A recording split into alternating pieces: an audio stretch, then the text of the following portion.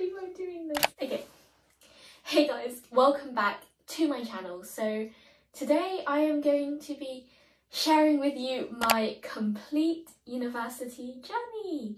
For those of you who don't know me, then hi, my name's Lucy. I'm currently in year 13. I applied to study maths at Oxford, Imperial, Warwick, UCL and LSE. Oh yeah, also, I have a confession. This is a radiator. I just put some things there to make it look slightly more aesthetic than before. Before I start, I just want to say that by no means am I making this video to brag in any way about my offers. If you haven't yet applied but you want to in the future, or you're just watching this for entertainment, then I hope you enjoy and I hope that it helps you make an informed decision about where you want to go and what you want to do. I love you all and let's get on with the video.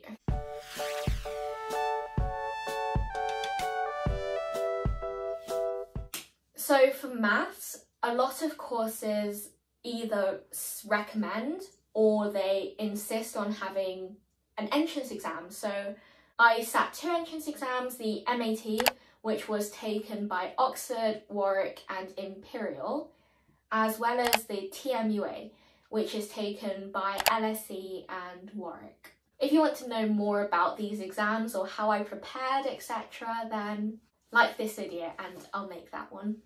I guess the good thing about doing entrance exams is that a lot of top unis besides Oxford actually ask for interviews, but none of my courses did except for Oxford. Probably because of the entrance exams, they didn't feel the need to.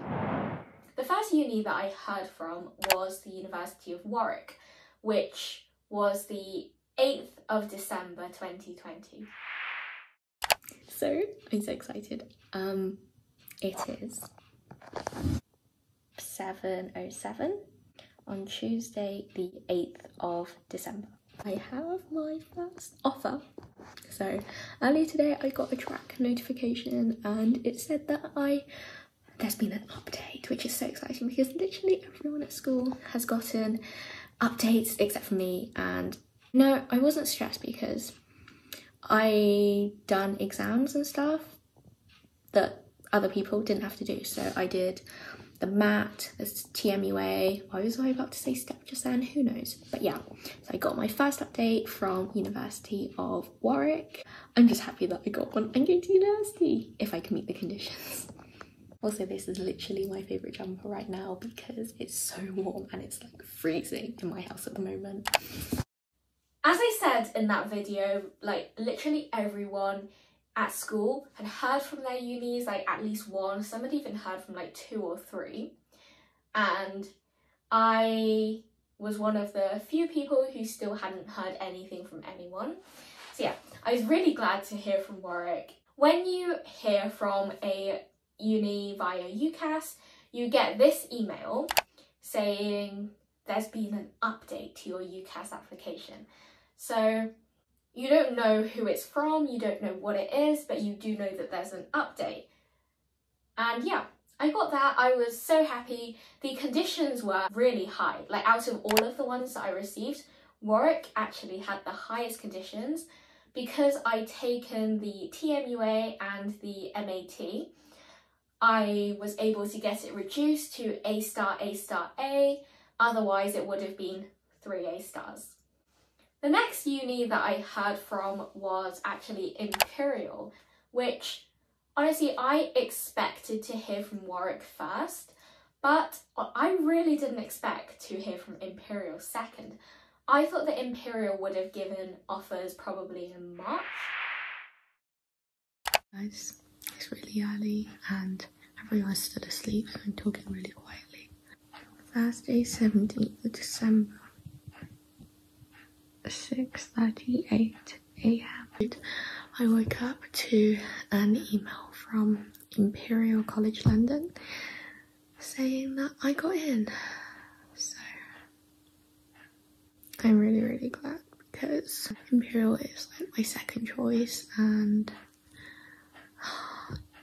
that I was really worried that I wouldn't get an offer there, and especially because I don't think I'm going to get one from Oxford. I'm really happy that I got one from Imperial, and I'm also happy about the conditions because Imperial usually give quite high conditions, but it seems like they're not being quite bad. They haven't been too bad to me. They've given me A star, A, no step, and no fourth subject, so I'm really happy about that. So yeah, I know I don't look excited right now because I'm tired and I want to get back in bed, but I am really happy. So when hearing from Imperial, I woke up to 2 emails. One was the typical, you have an update to your UCAS, and the other one was actually an email from Imperial saying a decision has been made. So when signing in, I knew that it was Imperial, but I didn't know what the decision was. So I was just so surprised. Honestly, this reaction is so embarrassing because I promise that internally I was so excited about my decision. Like, I couldn't believe that I gotten in.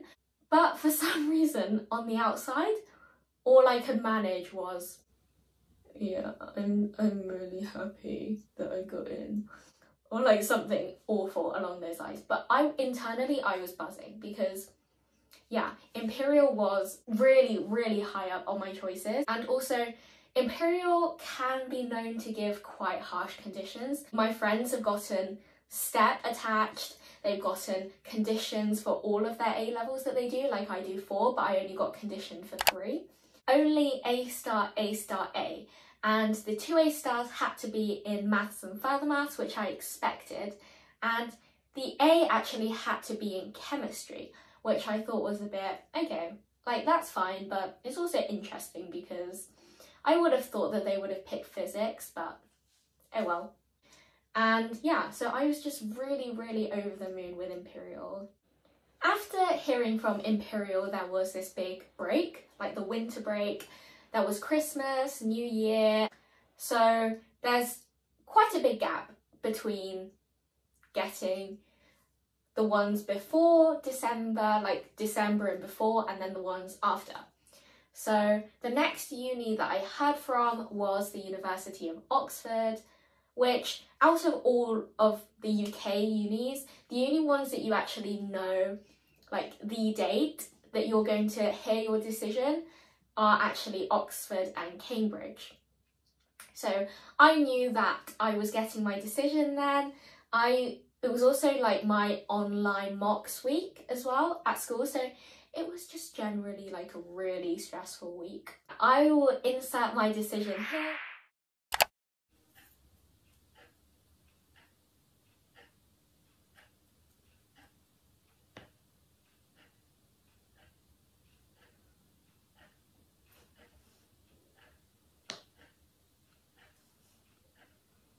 It says that University of Oxford has offered you a place to study mathematics?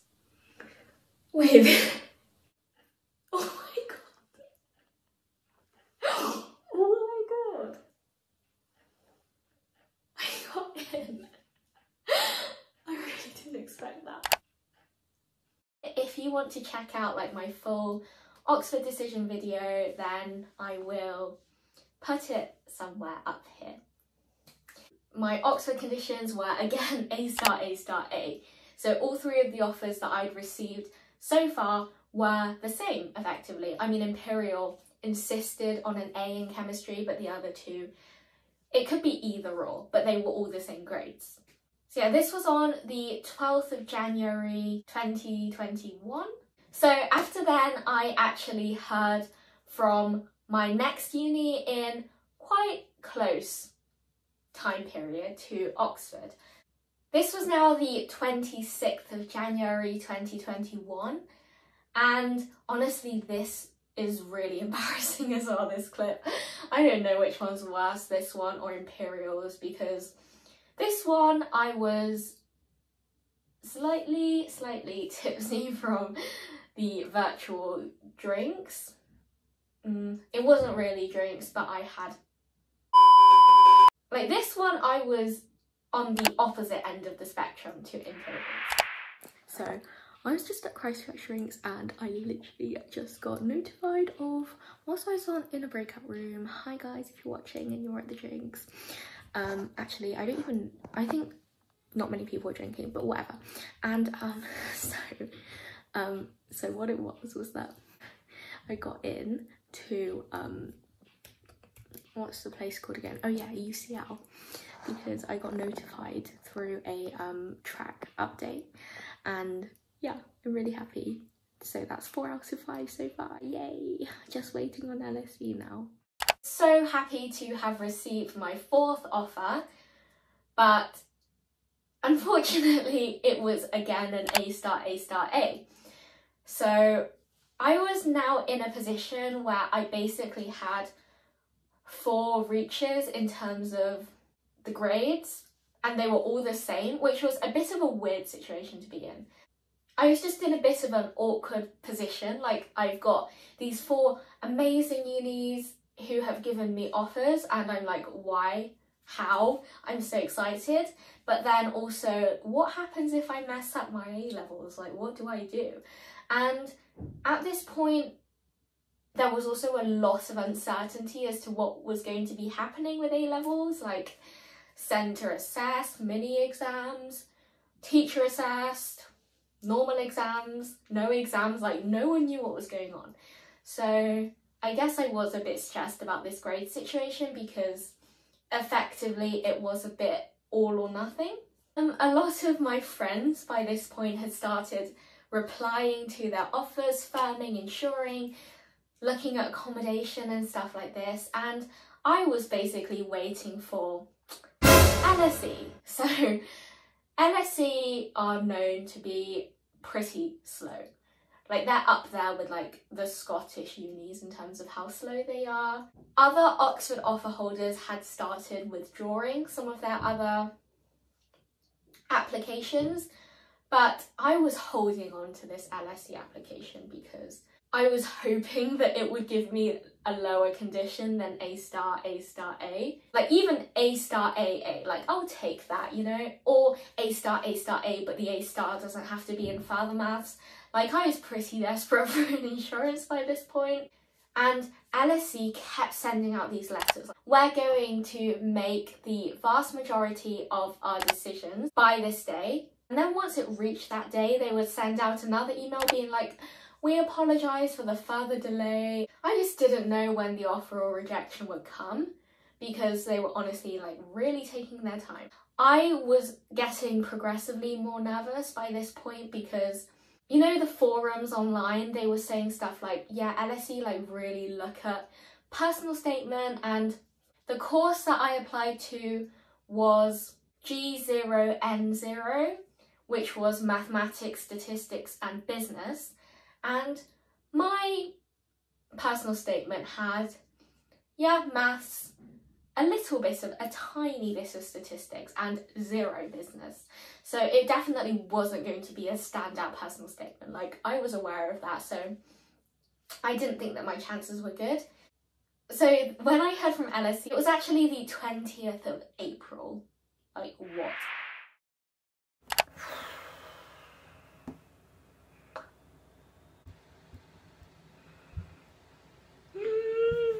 UCAS application.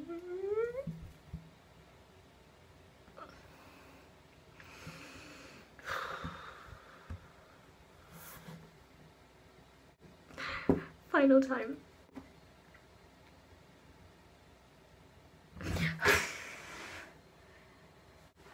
Oh, I'm so relieved. I was so relieved to have heard from them because